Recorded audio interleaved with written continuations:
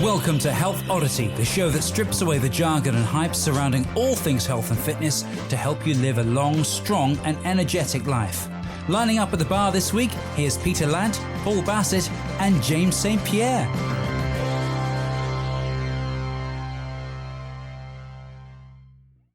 Hello and welcome to the Health Oddity podcast, episode 37. I've just been informed. Because we're starting to lose count now, which is good. So we're doing quite well.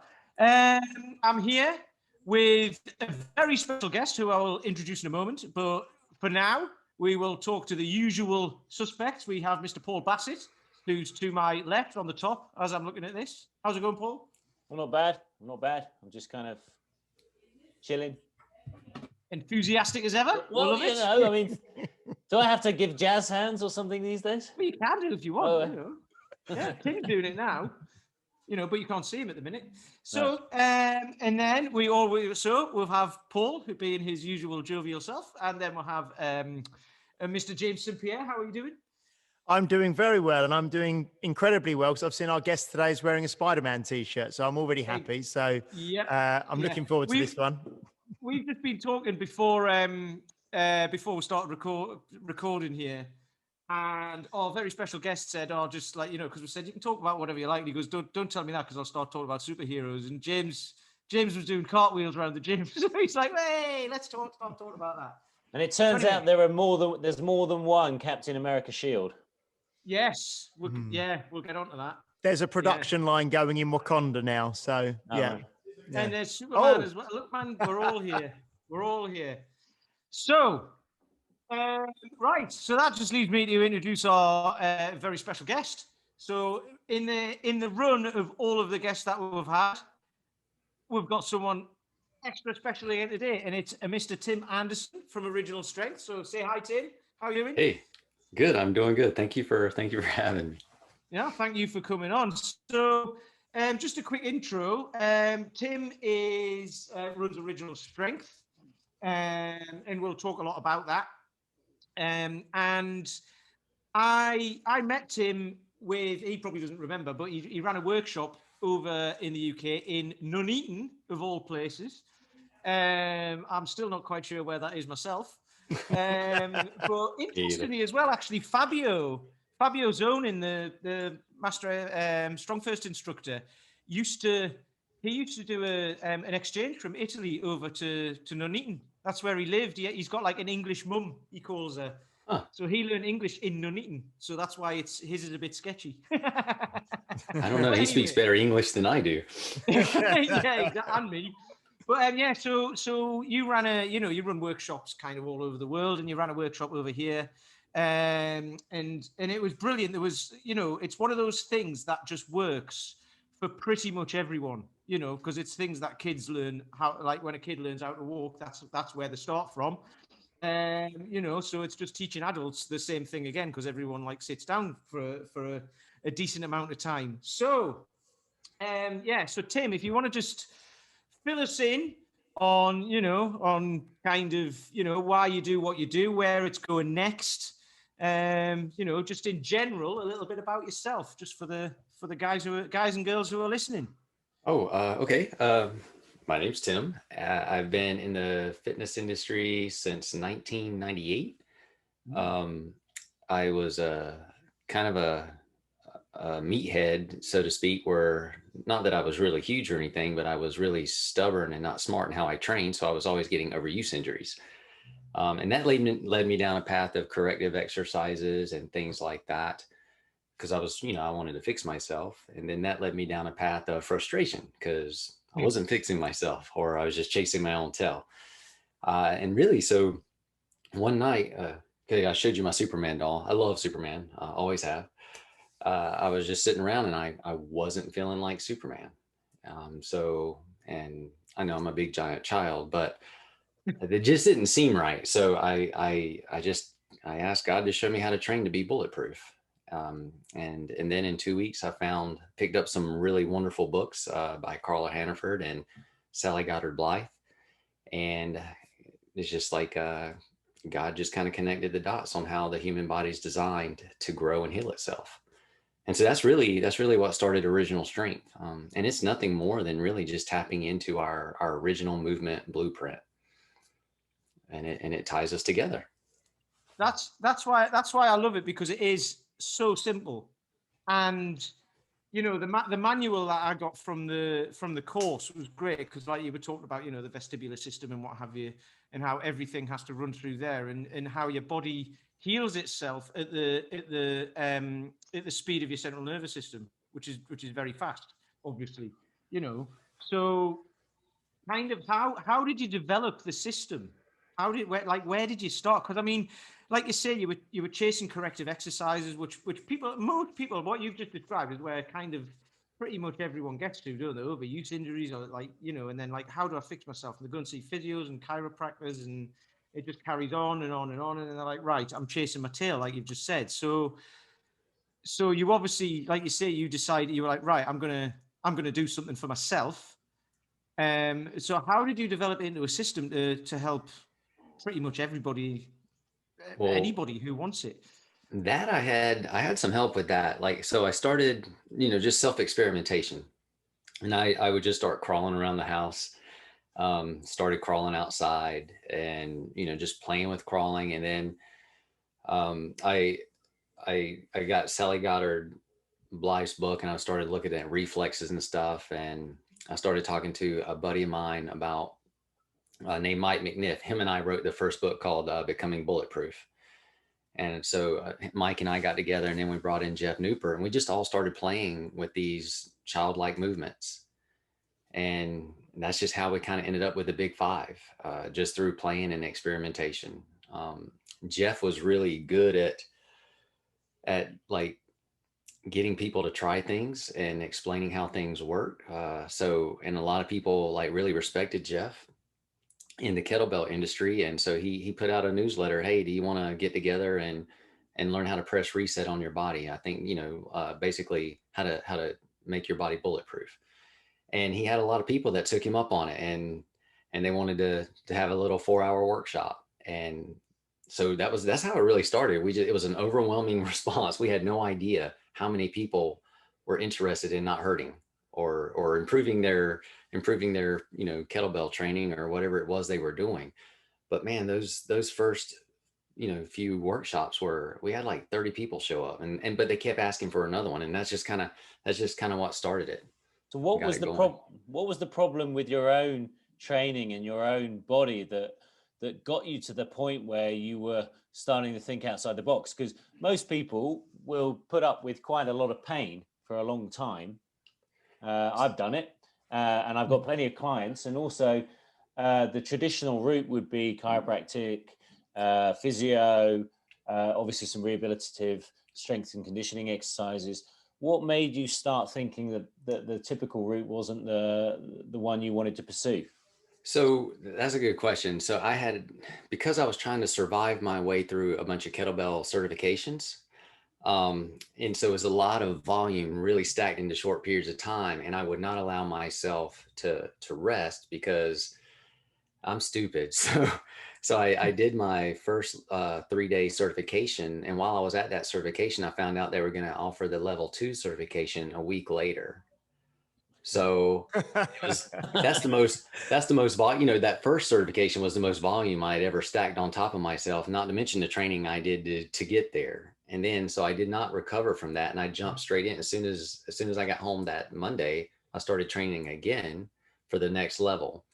So needless to say, my elbows started getting, very tender, tendonitis in my elbows, my shoulders, all the pressing, all the snatching, all the everything. So that really, that led me to but I still never stopped, right? Because I'm like, well, I was just too stupid for my own good. And so then that led me to going to physical therapists. That led me going to chiropractors. And then through the kettlebell family or community that I was now involved in, that led me to something called Z Health. Which was my first introduction to corrective exercise. Mm-hmm. And while I was there, also in the kettlebell community, FMS really was starting to take off too. So So along with Z Health, I tacked on FMS with that. And so that's where I got into the whole corrective exercise world. But just like with my kettlebells training, I wanted to be the best at Z Health and the best at FMS. So I just dove myself all into it, and learned it. I was always studying, and I was trying to do everything perfect. But no matter how perfectly I applied the principles or how perfectly I was doing the concepts, I was still not getting myself free from injury. Now I will say, had I been smart and just took a week or two off, that might would have helped me out a lot. But I didn't do that. Were you trying to use all of this while you were still training that same volume as well? Yes. Thinking, yes. well, all I do is stack this on top of that, and then Yes. and then all that pain will go away. Yes. Which we know isn't necessarily true, is it? That's well, I had to prove it to myself. So that's how you learn, though. You walk through the door so that you know what it's like to walk through the door. Otherwise, it's just a guess.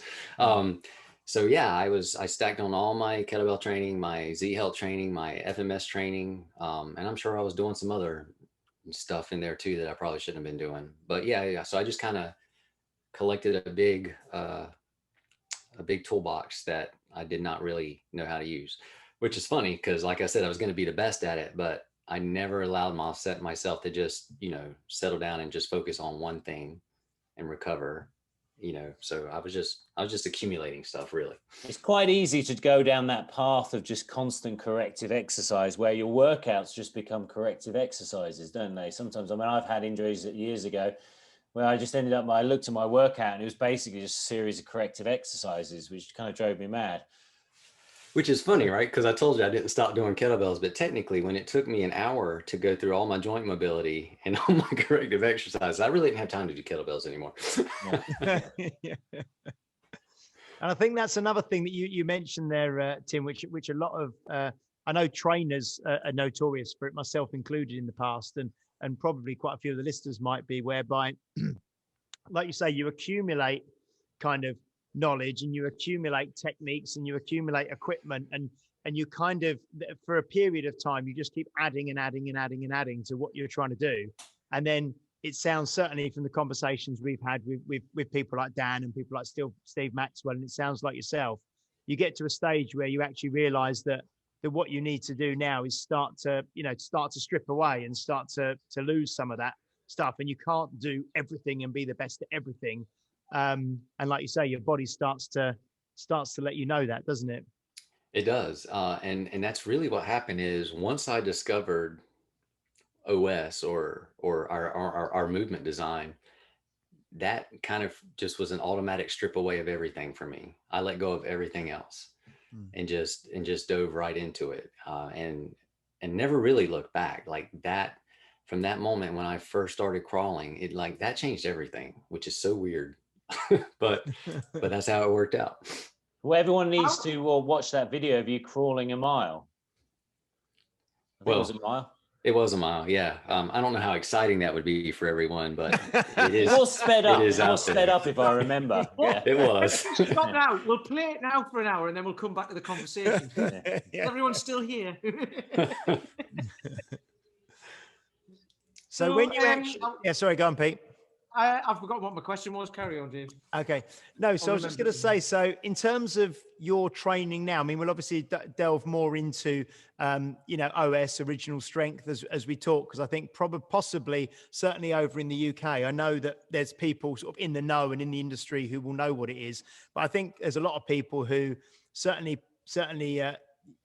our kind of clients and the lay people and people listening, and also a lot of people in the fitness industry in a more kind of commercial standard sense of the fitness industry, in the big sort of commercial gyms and things, probably won't know what it is. So we'll talk about that more, obviously. But in your training now, you say that most things have stripped away.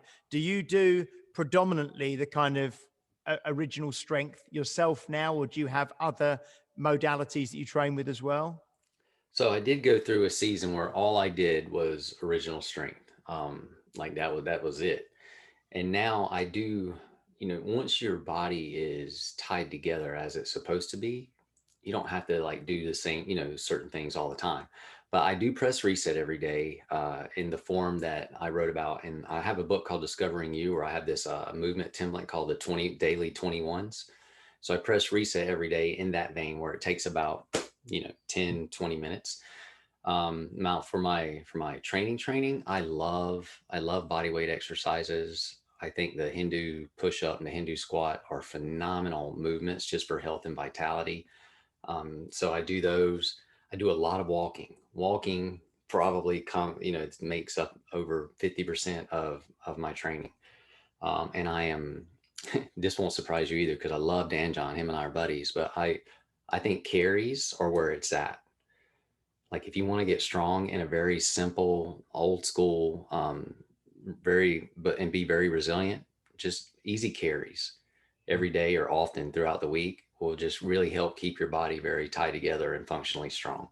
But that's for the most part pretty much my training, unless there's like new things I want to try to learn or play with. But I don't count that training. That's just me playing around. I can't remember what my question was going to be. So it's funny because what I wanted to ask was when you started crawling, how tough did you find it? Because you've obviously lifting heavy bells, lifting heavy weights. How tough was crawling, which is just body weight crawling along the ground, right? Like, did you find it easy? Did you just go up and go, oh, well, this is great? So it was easy until it wasn't. Like, so, and it's funny because I don't know if you guys know who John Brookfield is, but he is the inventor of the battling ropes training system. He's in the Guinness Book of World Record for stupid, crazy things, for so many different things. But the whole world knows how to do exercise with ropes because of John. He actually lives about an hour from my house. And he met me, called me up through Kettlebell, the Dragon Door publication one day, or I had my phone number for some reason was in that book. Anyway, at the same time I started crawling, John was playing with crawling, but he was doing it with like 100-pound chains and crazy stuff. And we didn't know that we were both crawling together until we had a conversation one day. And he's like, Tim, you really got to come to the house and let me show you the stuff I'm doing.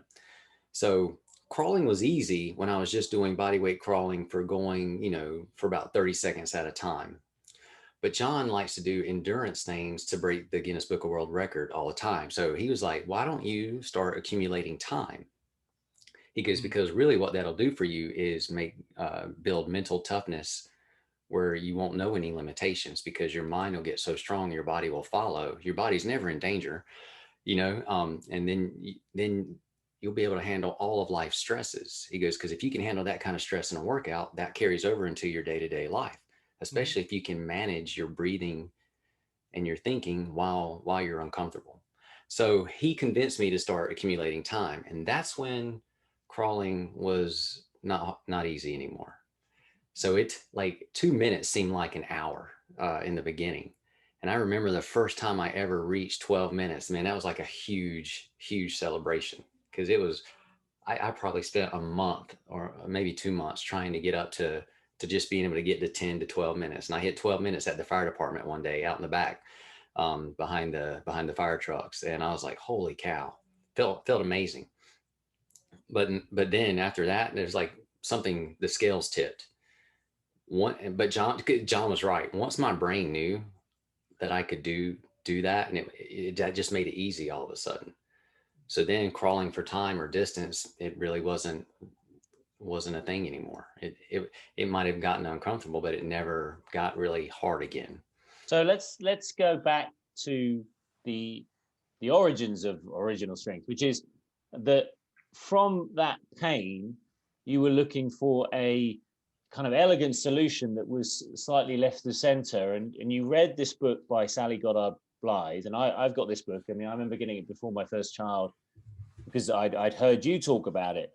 And I get my clients to do rocking. I get my clients to crawl. I get my clients to do stuff on the floor. And one of the reasons I do is because you talk about how safe it is, and you can't really injure yourself once you're already down there. A lot of these basic exercises to get the body feeling confident are the same movement patterns that babies go through in order to build their confidence. And so this book by Sally, The Well-Balanced Child, basically walks a parent or an individual, the reader, through the development stages of a child as they learn to move and how they learn to become aware of their body and create balance and strength. And so you read that book and you thought, maybe adults could do this. Is that kind of what went through your head? Yeah, that's exact. So what happened was there's like a sentence in there where maybe a small paragraph where she talks about kids that skip crawling have learning disorders. But if they go back to crawling, they can fix or heal or cure or, mend those learning disorders. And then she started talking about people that had strokes. So now the brain is damaged, but they were able to rewire, rebuild, and remap their brain if they started doing the same movements they did as a child again. So crawling and, which tied their brain together. And so I read that and I was like, well, if it does that for damaged brains or people that aren't healthy, what would it do for healthy people? Like, why isn't anyone else doing this for everybody? If it's working for people that have had issues, what if it just really makes other people even better or helps them even more? So that's what really, really flipped the switch, was like, well, if it works for them, why wouldn't it work for anybody? And that's what tipped it off. That's what I love about it as well, because at the workshop you were talking about, you were like, you can't really do it wrong. There's no wrong way. There's just a way to do it and then getting better at it. But it's never wrong. It's just, you just get better at doing it, which is why it's just foolproof, isn't it? I love it. I never really teach crawling. I mean, I just say, guys, crawl, just make sure your knees don't touch the floor. Or if you're really struggling, knees can be on the floor, and that's about it. And then people kind of discover it. They go through this kind of mental learning process where their body kind of problem solves. Well, that's where you realize people always look at what they're doing as well. So when they're crawling, they'll put their head down and watch the feet. But when you say, no, watch a baby crawl, the head is up. Yes. And then people struggle with that. They're like, that is really hard. It's like, yeah, think how much a baby's head weighs compared to the baby. Your head weighs nothing compared to that. Get it up. And they really struggle. But that's how people go through life as well. They're forever looking down at what they're doing. And you've probably said it. Perry Nicholson says it. Most people say, where your eyes go, your head goes. Where your head goes, your body goes. So everyone's falling forwards all the time. So if you can just get your head up and look around, and that's like Paul said, he's never really taught anyone crawling, but that's what I see people do, is straight away is like they're just looking down, trying to see where they're going. And it's like, that doesn't tell you where your eyes tell you where you're going. So look straight ahead and go. Well, not only that, because these are childish movements, right? But they're the movements that tied us together as a child. And so they're always there, that we were born with them in our nervous system, and that stays in our nervous system our entire lives. Never lose it. Those programs are always there. What I like to tell people now, what's really cool is so you can tap back into that program at any age because it's in you. You have that program. But what you don't have in you is a program that says self-destruct. It's one that says, now it's time to start whittling away all your abilities. You don't have that program. You've got the one that builds you up, though. And so that's why one of the reasons, this could be controversial, with OS, we don't say that OS is corrective exercise, because however the body's moving is how the body is moving based off of its design. The body's moving because of the information that it's getting. Mm-hmm. So how it's moving, the expression of it is perfect at that moment, whether we judge it bad or good or whatever. It's just doing what it's doing based off of the information it's getting. So when we tap it back into those original programs, we're giving the body more information, better information to create a better expression. So what are the expressions that you're looking to create? So that's where it gets beautiful. Better posture, better energy, better emotional stability, better countenance, fluidity and movement. And here's where because everybody wants to know, but I want to get strong. All the brakes come off of your body's expression. So more strength, more speed, more fluidity, more power, more grace, all of it, like all the beautiful qualities of movement get released. But with that, because nothing about you is separate, you think better, you have better focus, your emotions, or you can manage them better. Everything about you dances together, right? So the better you move, the better you feel, and the better you think. And to Peter's point, if people are always looking down, and the body does follow the head, but so does everything else. So if you're always looking down, your countenance is down, your thoughts start going down, your stresses go up, things like that. So we either live in fight or flight or rest and digest, and they all dance together. But looking down is going to be more of a fight or flight lifestyle than eyes up on the horizon and being confident and just feeling good. But anyway, those are the expressions. And when we press reset, we get all that rich information that the nervous system's looking for, and then the nervous system feels safe.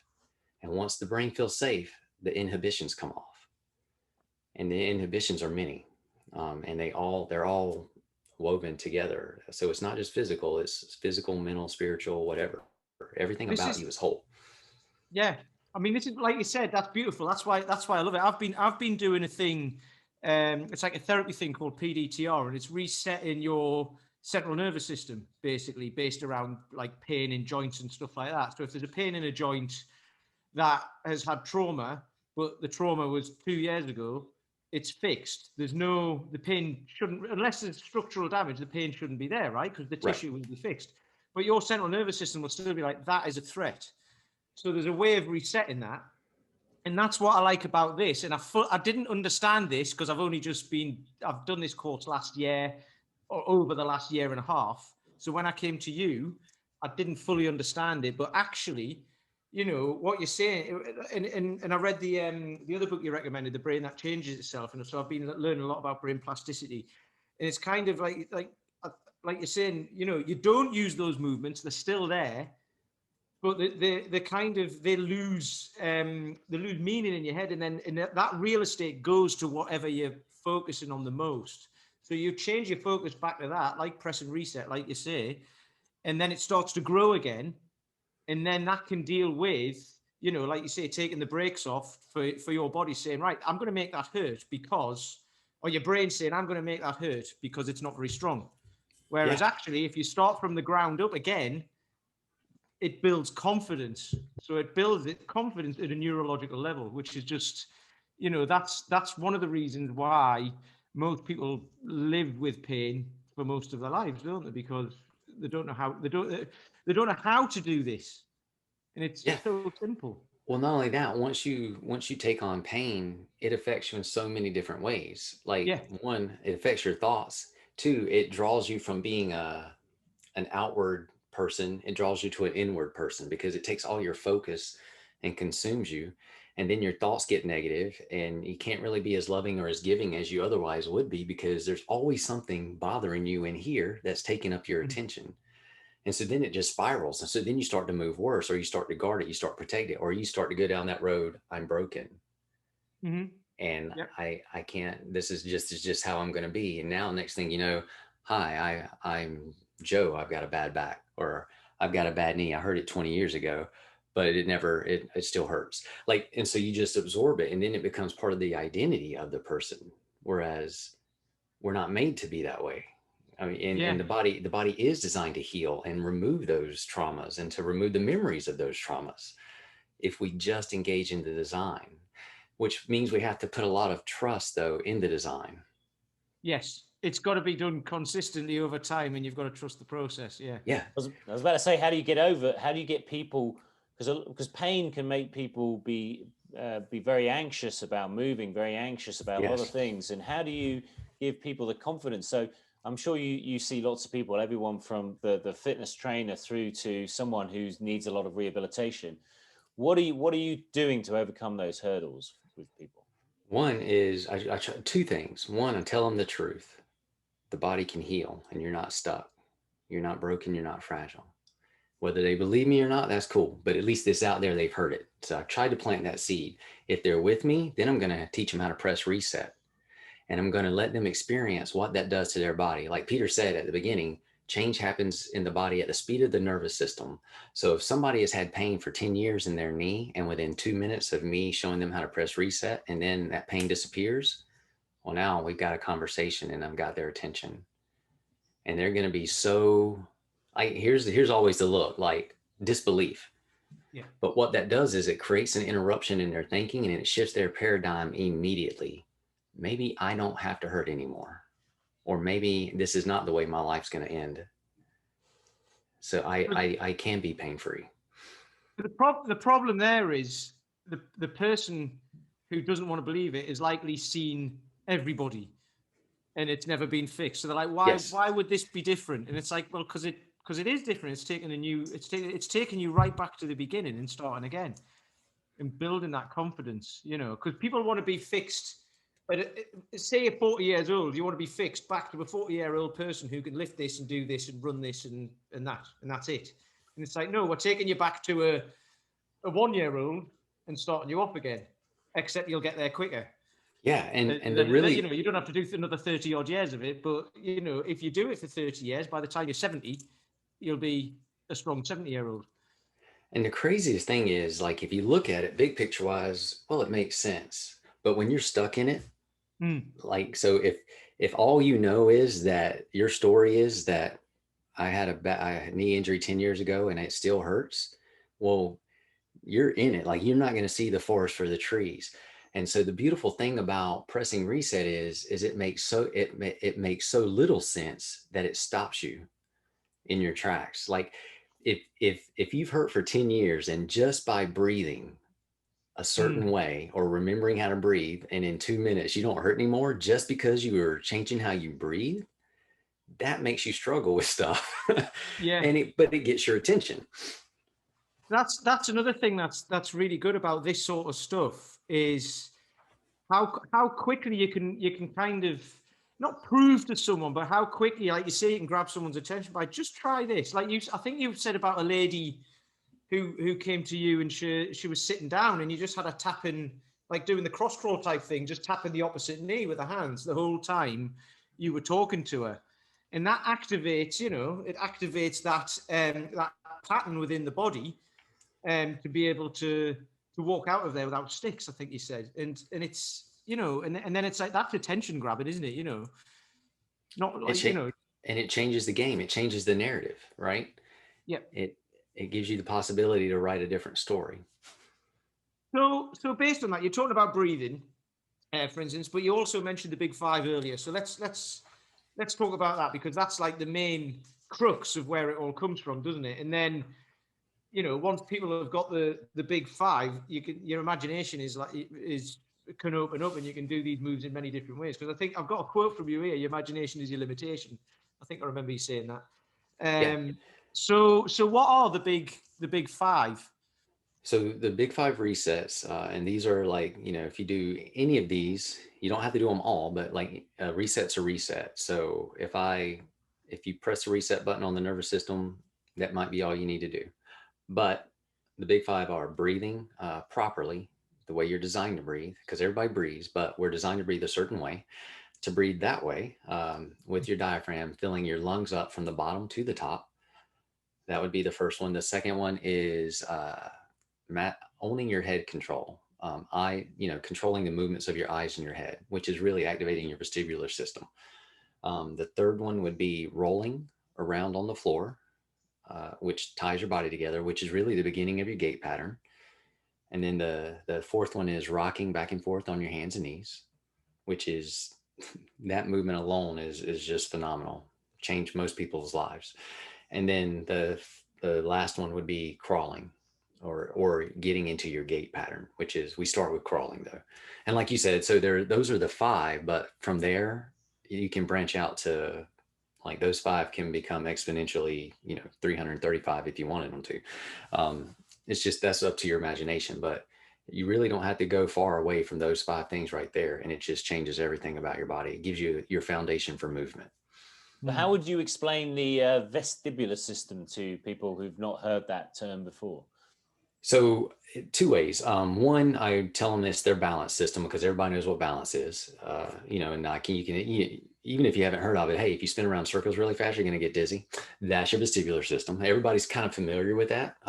So call it the balance system. And then I just let them know that it is the most, how do I say this? Every muscle in your body is connected to it. Every muscle. And your body is designed to keep your head and eyes level with the horizon often.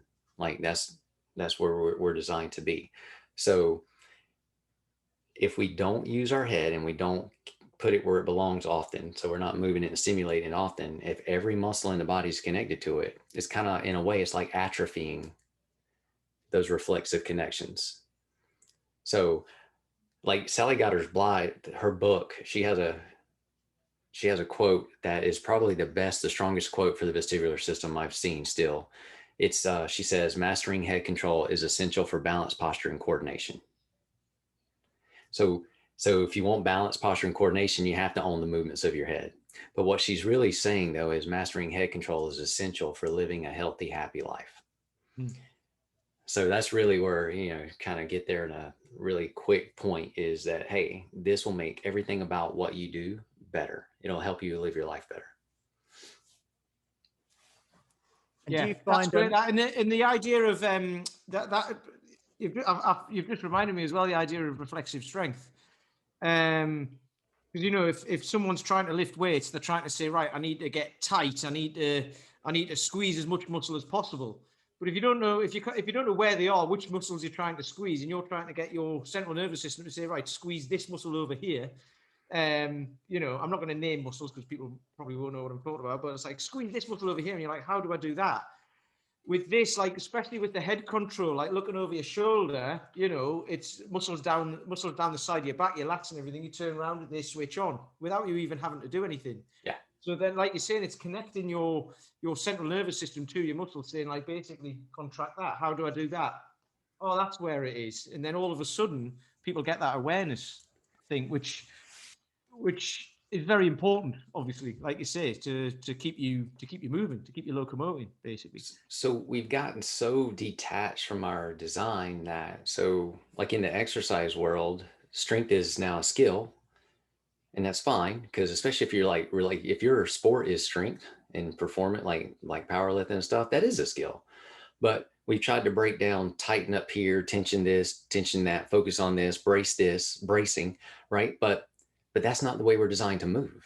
Mm-hmm. We should be strong by just our virtue of being humans. Our inheritance is to just be able to pick stuff up without having to put a lot of thought into it. Not worrying about how we pick it up or how we position our body, or if we need to hold our breath and squeeze this or brace our abs when we pick something up. Well, that's really cognitive. But if you and I are just outside doing work or living life, there might be something I need to pick up without having to think about it. There's that great YouTube video where the guy opens the fridge by bracing. Yes. He does a get up to get out of bed, doesn't he? Hey, he does a Turkish get up, yeah. But that's what so then we start practicing those skills so much that's all we know how to do. And so then you will find you'll do silly things like hinge at the hips to open your dishwasher to put your dishes in there. I've done that stupid stuff. Yeah. Instead of just opening up the dishwasher and putting my fork and spoon in there, right? Like, so, but then what happens though, when in that one moment though, you forget, as you should not have to remember, but then you go to pick up your child, or you go to pick up your dog or a pencil, and then you hurt yourself because now you didn't brace, you didn't hinge, you didn't stick, whatever, so that's where the trap of that skill comes in, when honestly movements are right, being strong's our right. That's our design. And we should not have to think our way through it. We should just be able to effortlessly, fluidly express ourselves. I was just going to ask. Hang on, James, I'm going to stop you there, because I'm going to bring in a superhero thing here. I talk about it like, I think it's, what's the second Batman film out of the good ones? Which version? Christian Bale. Dark Knight. Is it the Dark Knight when he's in China and he gets he has the electric current running through his cape. So his cape's all loose. And the way I use it is, it's like the electric current running through his cape, which makes it rigid. So if you're doing something, your body should just be like automatically, very quick. Yes. If you need to brace, for whatever reason. It should just happen. So that's what I think of reflexive strength is, and that's how I've explained it to my guys. Is you put that current through that cape, and it just goes. It's not necessarily rock solid, but it's gonna support you, and it's gonna keep you safe. So that's a good explanation. And I like that. I like that a lot. Thank you. I was just going to ask Tim myself, in terms of people who do move, I'll use the term, because I've done it myself, what term will I use? People who put a lot of thought into movement, you know, where you've got pain, like I've over the years, I've had back problems and back pain and things like that. And you kind of adapt your movements to protect the pain, don't you? So, you know, you mentioned the dishwasher thing. I've done that myself where, you know, I've not been comfortable just to sort of flex the spine and just relax and do things as I should. So you start to, when you've had pain for a long time, you do adapt your movements, don't you, to protect Yes. the pain. So, when someone comes to you or enters the sort of the OS sort of system who may have had pain for, you know, 5, 10, 15, 20 years, what's the kind of the first thing that you try and do to get, because they may even just be moving that way now for the last 5 or 10 years. It's no longer conscious. They're just doing it to protect themselves. How do you break that down? So first thing we do is we do a movement. We call it the original strength screen and assessment. And the short story for that is that it shows us what they're lacking from their resets. Like, where are they struggling? Like, what part of their developmental sequence could they use some help in? Where's their foundation missing? Is the easiest way to explain it. What's lacking in their movement foundation? And so then once we see where they're at, we can help them learn how to press reset to turn on. I call it like turning the switches on, making all the right connections so that electricity can run through, that juice can run through and turn things back on, like Peter was explaining. So like the thing with back pain is, once we have like say back pain, we get compensation patterns, because the brain's amazing. It rewires things to get tasks done. But just because we get those compensation patterns, they don't automatically go away until we engage in our design and reset the original patterns again. So once we have a person, say that person with back pain, they come in, we put them through our screen and assessment. We also then do show them how the reset makes them move and feel better at that moment, because that's the only way we can help get rid of that fear, because fear travels through the nervous system. It's information. And when you have fearful thoughts, that's just like having pain, and they both travel the same neural pathways. But the bottom line is they make the brain feel unsafe.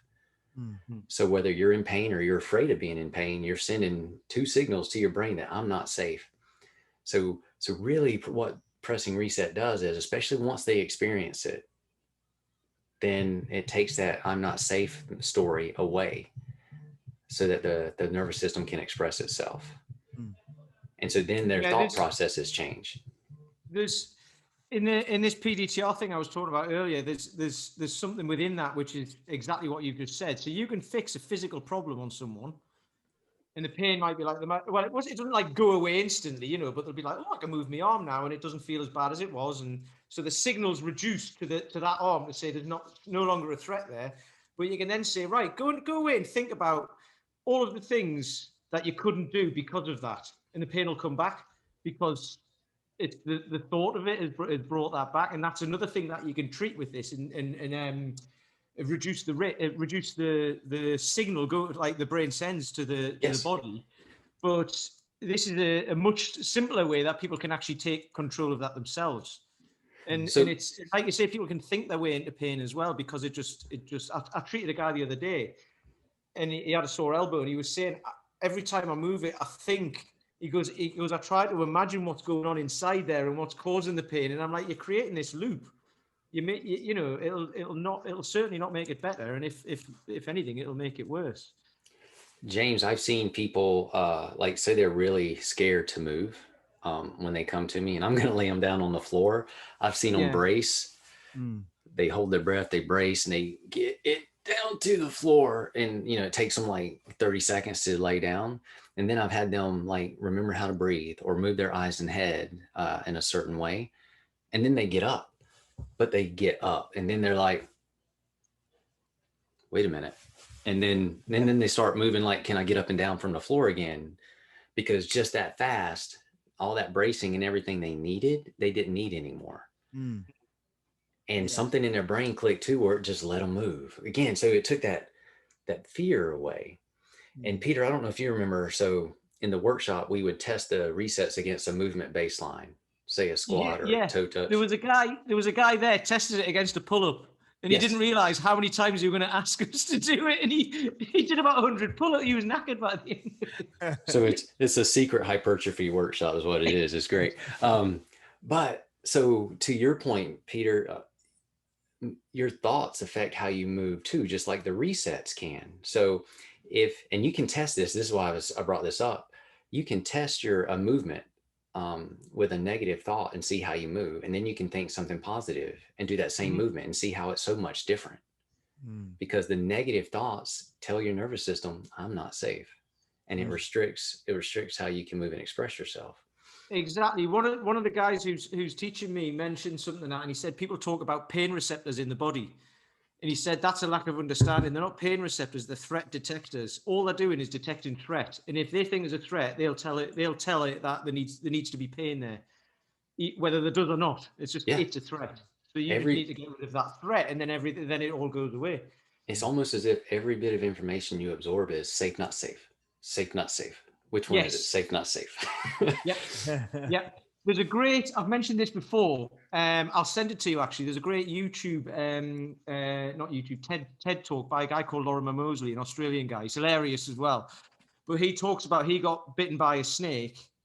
He didn't know he had. He thought he'd scratched his foot on a twig, nearly died. He got over it, like after treatment and everything. But he was out walking in the bush again, and he brushed past a twig with his foot, and he was in agony because of the his central nervous system remembers the last time that happened, he nearly died. So it's amazing. It's amazing. Shouldn't have been walking in a bush then, should he? Well, let's face it. If you live in Australia, you're dicing with death every day, aren't you? I was just say, if you're going to get bit by a snake, you don't want to get bitten in Australia. There's loads of things to kill you there.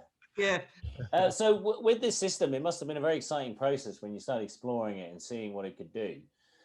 You kind of must have started stacking on these changes that you saw not only in your own body, but then when you started experimenting on this kind of, because one thing that you're not going to run out of are people to experiment on, because there's a lot of case studies to try and explore these concepts, isn't there?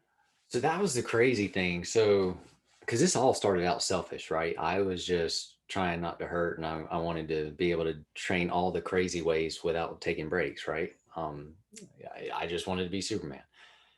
But what happened was when I wrote that, when Mike and I wrote that first book, Becoming Bulletproof, people actually bought it. Like, it was crazy. But people started writing letters, crazy stories in from their experiences. Like, I had no idea. Like, I only knew my experience. Crazy, like miraculous type stories were coming in for stuff that I was like, this is amazing. Like, and then I'm like, why would they make this up? They have no reason to even write me, but they went out of their way to look me up and send me letters. And that's when I started knowing how amazing and powerful it was. Like, it was one thing that it was letting me do what I wanted to do, but the stories that were coming in were those were truly jaw-dropping, eye-opening type stories. Do you find that one of the interesting things I always think for any kind of development of a system is that at some point you come across something that stumps you. Is there anything at the moment that you're playing with, that you're exploring, that you want the system to try and overcome? Is there things like that you're discovering on your way? Because you've been doing it a few years now. I've been doing it for 11 years now, almost 12. Here's what I've learned. You can dive in so deep into these just 5 simple things that it's an abyss, and it always rewards you with new information, new knowledge. And I know that sounds so weird, but it is. You'll find every bit as much as what you're looking for if you're seeking it. Like, and I know that sounds weird. Throughout the 12 years, I have injured myself several times, been fortunate enough to do that. Peter, when you saw me, 2 days before you saw me, I tore my psoas. You sent out, I think you sent an email about that, didn't you? Saying, right, I'm going to have to tell the truth here. You were like, I've been hiding this, but actually that goes against your integrity. So you were like, right, I'm putting this out there. But I remember you saying that. Yeah, you did well though, because it didn't look like you had. Well, how do you do that? How did I do that? I was not listening to my body. It was telling me that I was very tired. I was very stressed, and I was going to, I wanted to feel better though. So I was going to do a very intense workout just to get off some stress. And that was the last thing I should have done. I was doing split jumps, and I landed, and then I felt a banjo string pop. And just to make sure that wasn't my imagination, I tried 2 or 3 more because I'm stupid. And it turns out it wasn't my imagination. But so I was moving very, very slow at that workshop that Peter was at. And but because of press and reset and stuff, though, I was able to still move very well. I just you couldn't tell. I couldn't. yeah. I couldn't tell. Yeah. I just couldn't express. I wasn't going to run any sprints that weekend, or 6 months later. But but as far as movement, I did notice goes, actually. Was it Richard, the guy who you had helping you, the Scottish guy? You were getting him to demonstrate a lot. Actually, I had him demonstrate everything. Well done. So, Tim, where is Original Strength at the moment? Like in terms of we just before we started recording, I think you were telling us you've got a venue, a facility, a gym yourself. Yes. Do you have people physically come to you to, members of the public come and do Original Strength? I know you obviously train trainers as well, and you do workshops and things like that. Are you doing more online at the moment? I mean, where is Original Strength at the moment in the kind of current climate with everyone in various stages of sort of lockdown and coming out of lockdown and going into lockdown and that sort of thing? Yeah, so this has been a season of learning and adaptation. So for the educational aspect of it, so we have Original Strength systems, and so all of our certifications and workshops that we would have normally traveled for, we've learned how to do them online, but still where we get participation, because OS doesn't make any sense if you don't experience it. So that was our biggest hesitation, was to doing online stuff, because I don't want just people watching something and then going away thinking they know it, or they're just dismissing it because they didn't experience it. So we figured out a way to encourage the participation. So it's just like a live workshop. It only is through your screen. Didn't sound like that would be too hard to figure out, but it took us a while. So all of our certifications though are currently are online. We do hope to start traveling again very soon. But until that day, we've learned how to press reset virtually. And then, so for my brick and mortar business, though, the Original Strength Institute, we do have our community is able to come with us, and some people do travel some distances to come by and, see us and hang out with us. But so whereabouts are you based in the States? Where are you? So I'm in North Carolina, right in the center of the state, below Raleigh, North Carolina. My town is called Fuquay Varina, so I just tell everybody I'm from Raleigh, North Carolina. Okay. And do you work with people? I mean, do you still work with people yourself on a one-to-one basis, or are you more about groups and you have trainers that do that for you now, or where are you at with things? I am both. I work with people one-to-one, one-on-one in person. I also do it virtually online. And I do still teach workshops. I enjoy that. But yeah, I kind of still do both. And I also teach classes at my studio too.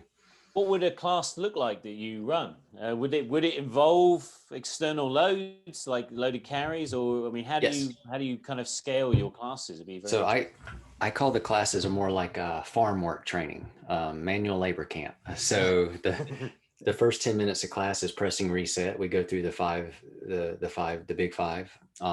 After that, we do farm work. We do a lot of carries, dragging things, pushing things, crawling. So I have sleds, I have rocks, I have sandbags, I have kettlebells, I've got ropes. So we do all these things that men would have probably done working outside somewhere. Just very, very, so very little weightlifting.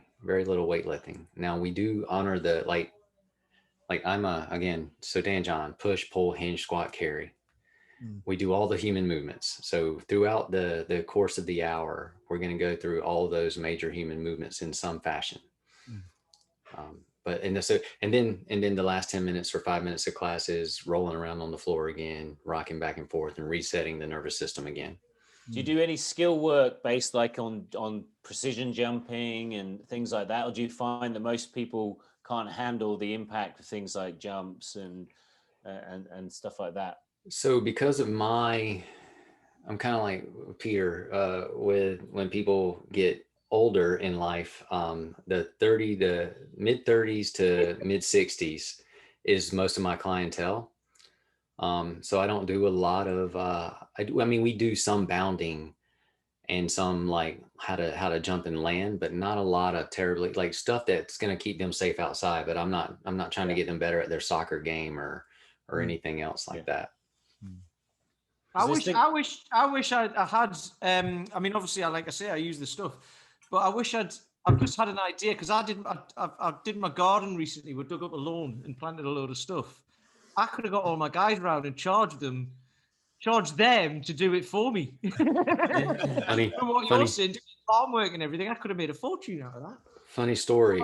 5 years ago, when we moved buildings within the town, we had one of our classes take our equipment and walk down the street a few blocks to the new place, and that's how class was moving our stuff. Yeah, well, my guys are doing that at the minute because like I dished a load of equipment out because we're not allowed to share equipment, so they have to bring it with them outside. And one of them parks his car, drops it off, and then goes away in his car and comes back. And I'm like, carry it with you. And he just won't. And I'm like, oh, I failed as a trainer. Can't help throw something at him. But when we talk about the movements, and like I said, it's your imagination can go wild. I mean, I've been using this stuff for ages, but every time I look up your stuff on YouTube, I'm like, oh, I never thought of that. There's something else, and there's something else there, or you explain it in a different way. So there are just infinite possibilities, like you say.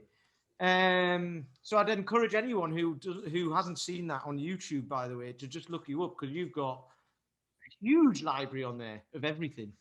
And it's you can just find a place to start. Because like you say as well in the manual and in your book, it's like you start here, but if that's too much, you just go back to the beginning.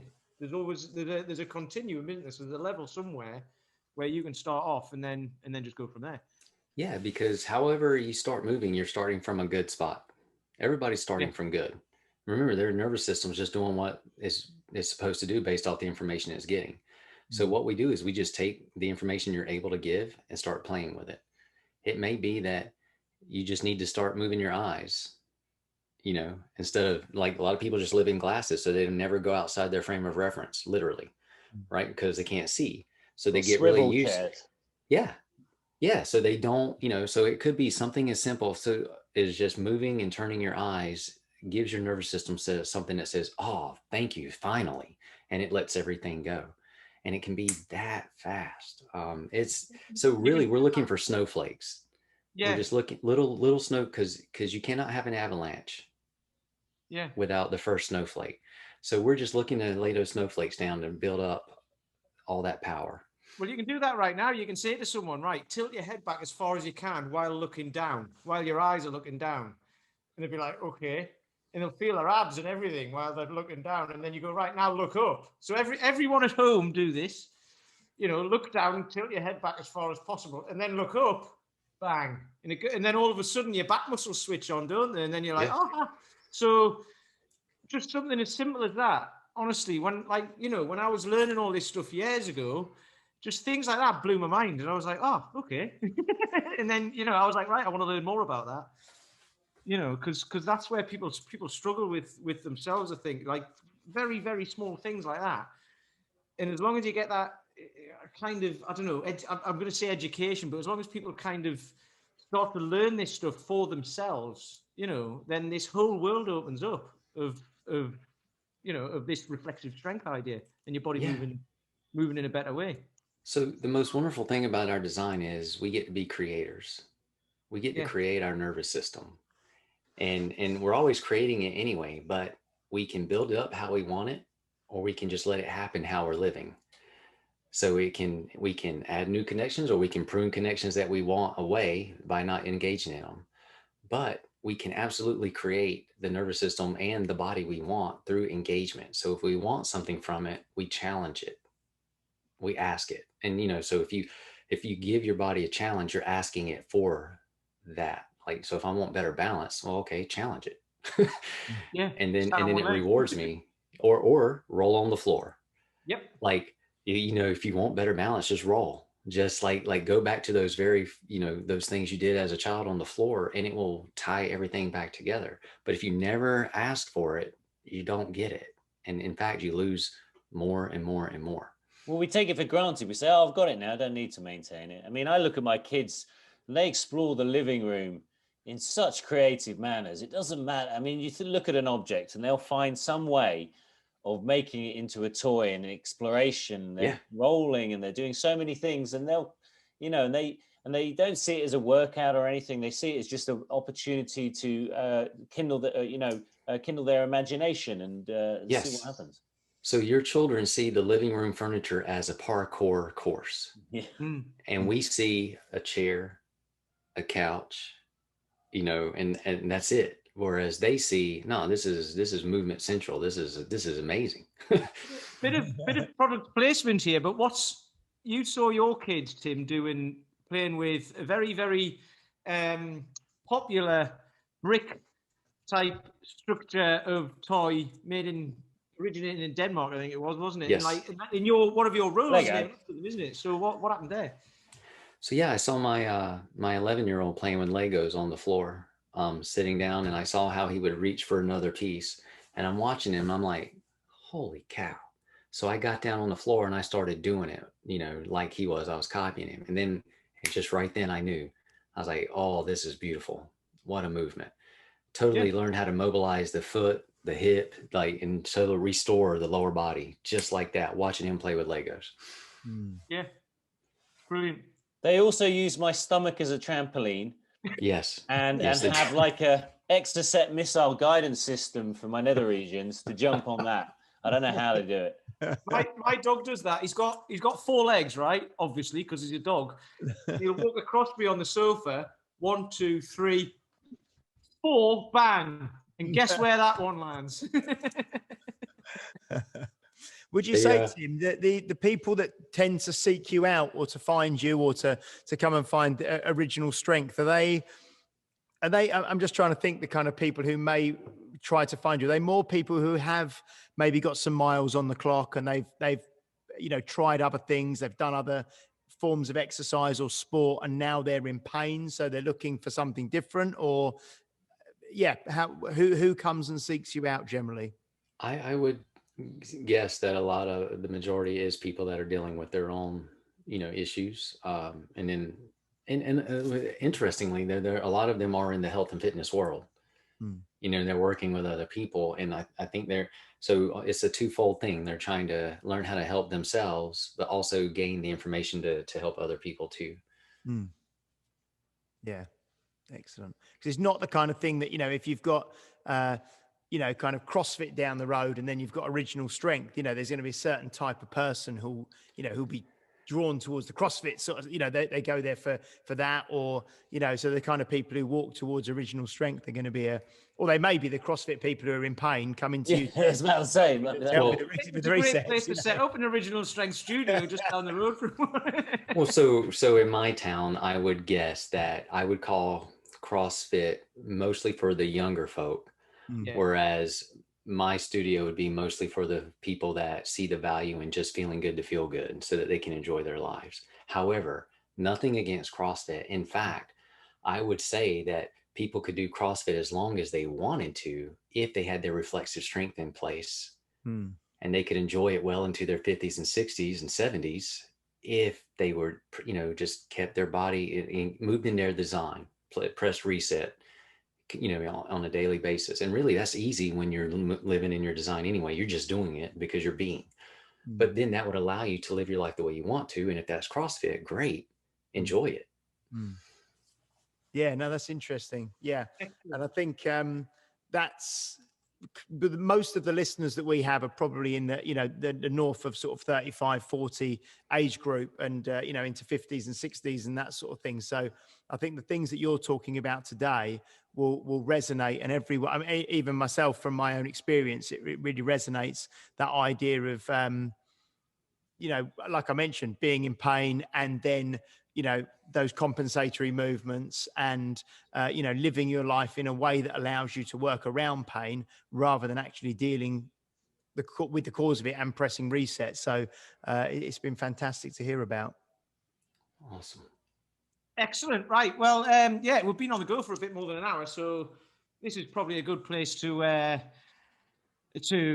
stop, isn't it? So, Tim, thank you for coming on. Thank you for your insights.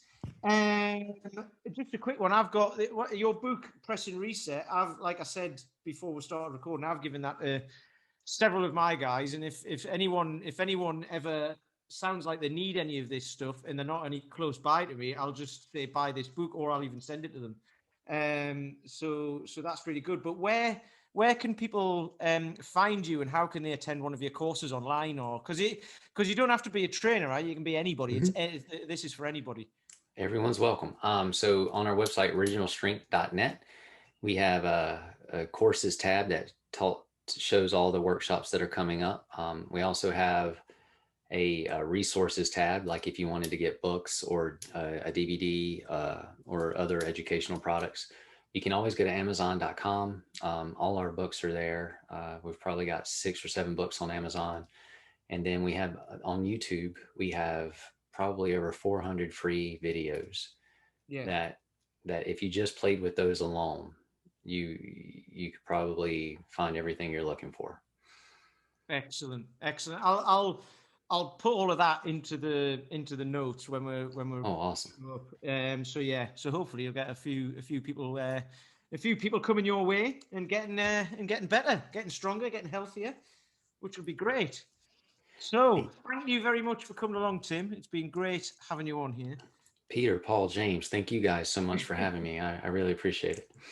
Yeah, lovely to meet you, Tim. Yeah, lovely. Yeah. To meet So you. yeah, James, have you got anything you want to add at the end of this? Oh, I just want to say probably that this really is a good episode to come after the Steve Maxwell one, because I think that Steve brought up so much last week, and this what Tim's been talking about today, I think really actually follows on nicely and echoes a lot of what that whole kind of minimalist approach, and that preserving the body and the joints as we get older, and going back to basics and moving well, and taking the emphasis off of load and bravado and ego and that sort of thing, and actually just like you say, training and living and moving to feel happy and healthy, which is a really great message. And I think perfect, really enjoyed it. It's been lovely to meet you.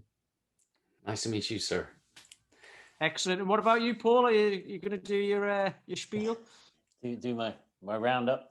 No, I mean, when I first came across Original Strength, it really took me down an avenue I was really happy to go down, because I've always been looking at ways of, you talk about the superhero and discovering that kind of physical freedom, and that's been a bit of a quest for me over the years, but it's certainly something that I see is essential for my own clients, where I see them limited.